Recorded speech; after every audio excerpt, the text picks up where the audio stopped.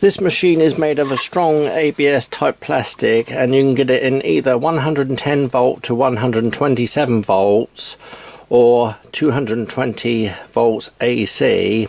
I accidentally got 110 volt AC here, so I'm using a converter transformer which I also got from Banggood to convert 220 volts down to 110 volts. The knife sharpener comes in this box here, and it comes with this excellent user's guide which is written in English and very easy to understand. It's well written with a lot of detail and drawings and photographs throughout to identify the type of knife blades and how to set the machine up and to actually sharpen all different types of tools. And reading it, I would say that anybody that actually buys this machine would be able to easily set it up and use it. It has a nice quality long power cord, and on the underside here there's some soft rubber feet which help it to stand on a surface like that and it won't move about easily. It also comes with 5 different belts, one that's already on the machine and the other 4 in this bag here. And there's A180, A320, A600 and A1000, and that refers to the actual grit of the actual belts, 1000 being the finest grit. So to use this knife sharpener you have this trigger power on switch here with the adjustment for speed, plus you have a lock on the side similar to a power drill to actually lock the motor on while you're using it. And like on the power drills, when it's going, if you just pull it again it releases the lock and you can let go of the trigger to turn it off. So when you're going to sharpen a knife you have these 2 guides here and these 2 rollers. The knife is put up against the guide and is drawn through on the roller to sharpen that bevel, and then on this side the same to sharpen the other side. And you have a choice of 4 different bevel angles from 15 to 30 on this wheel here. So you have 15, 20, 25 and 30.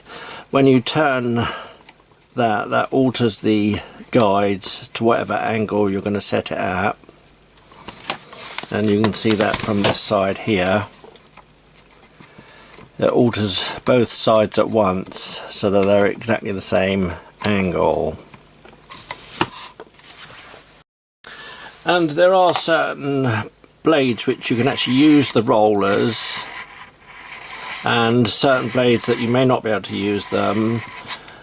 So if you can't use the roller for a certain blade, you pull it out and turn it so it's out of the way. Plus you do that for when you're changing the belts as well. And it's extremely easy to actually change the belt. There's a little catch here which you can actually lift up the front roller. It's on a spring mechanism. So lift up the front roller and then slide the belt off from the top. And when you put the new one on, put it first on the underside and slide it up in between the guides like that and let that down on the roller.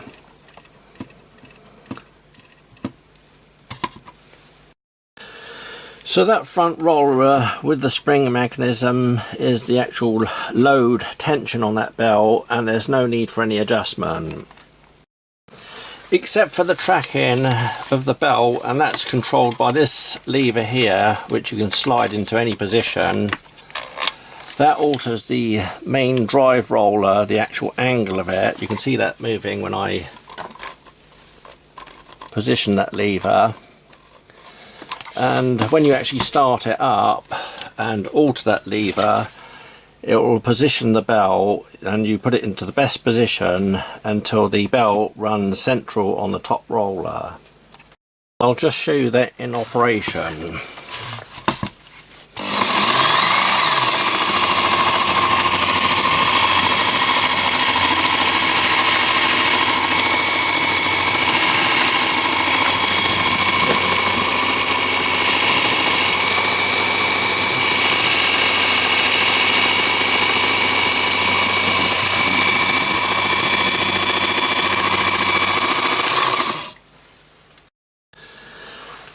So to sharpen a knife, I'll use the roller here for this penknife, and what you do is put the blade up against the guide. You've chosen the bevel what you want, put the blade up against that guide like I say, and let basically the weight of the blade go onto the bell as you draw it through. You don't press down, you just let the weight of it go. You can actually use the roller there like that and do that bevel that side, and then go on the roller on this side up against that guide to do the opposite bevel. And like with that one there, I can't get right up to the end of the blade there, so I would actually probably turn that like that, use the guide, and I can go in further.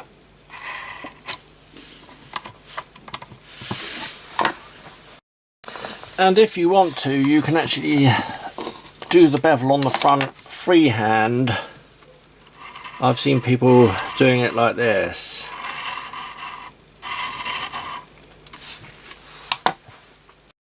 And with sharpening any knife or blade, you don't want to actually get the edge of the blade hot, because that can actually ruin the temper of the blade.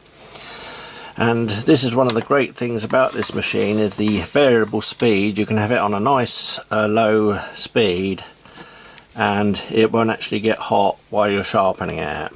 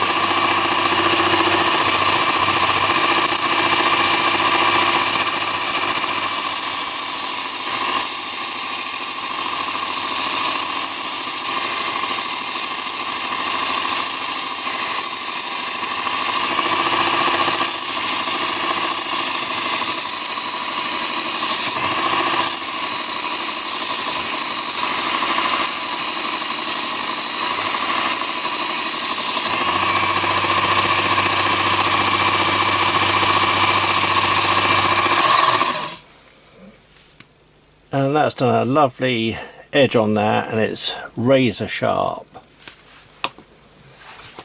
And it is a really effective knife sharpener, and it takes a little bit of getting used to. All you've got to remember is to actually hold that blade up against the bevel guides and keep it on there, particularly when you're coming back, maybe at the end,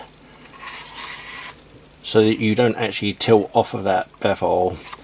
If you do it really nice like that, smoothly, all the way back to the end, you'll get a lovely bevel like that. You can see that's really good. And like I say, that is razor sharp. It would actually cut that paper, I think, with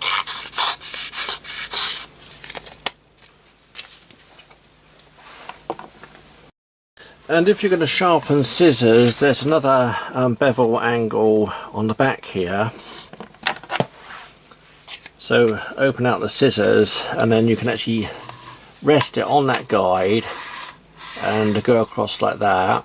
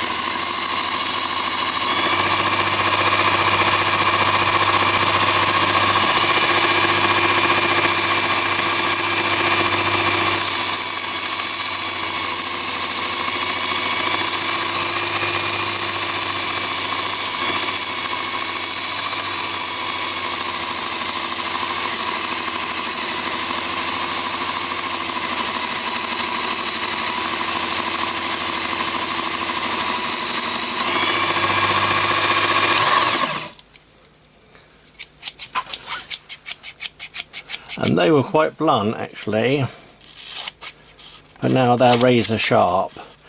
And I've sharpened several pairs of scissors already, and I've done all my kitchen knives. They were as blunt as old boots, and when I've sharpened them, my wife said they're too sharp. And we always make sure with kitchen knives that we wash those up first and get them back in the drawer after they've been sharpened, because they're so deadly.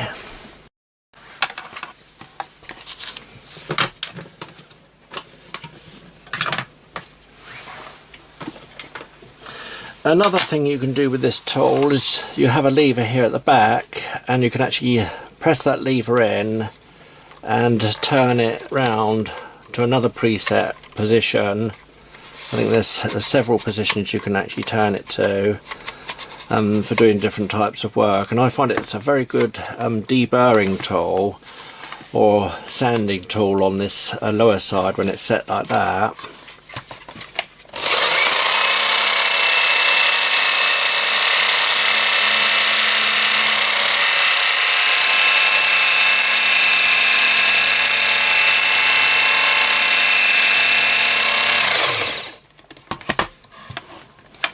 It's actually great for taking burrs off of edges of wood like that, or even plate metal. And again, in that mode, you'd actually pull this one out on its spring and put it in the position like that, so it's not in the way at all.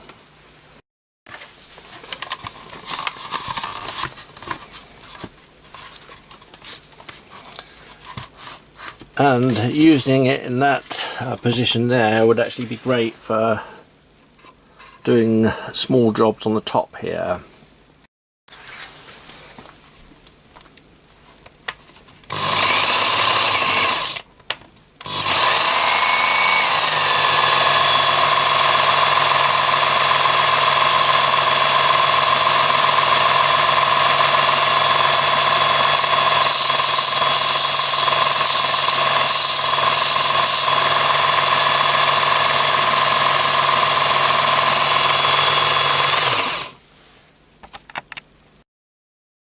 And I find it a really nice safe tool to actually use when you saw off stainless steel screws or whatever, to actually take the sharp edges off on the belt there in that position. And I actually find it's really excellent like that for all different types of small components, very small components. You can actually deburr things with precision, and there's no actual fear like you would have when you're going onto a disc sander or a large belt sander of it actually snatching the small component out of your hand. And I actually leave mine set in this mode on the bench all the time for actually doing small components like that. It's a nice compact tool and it doesn't take up much room. And I think it's absolutely fantastic to actually have it like that to use. And you could even clean tools, say on this end here, use that as a rest. And it's a very versatile tool.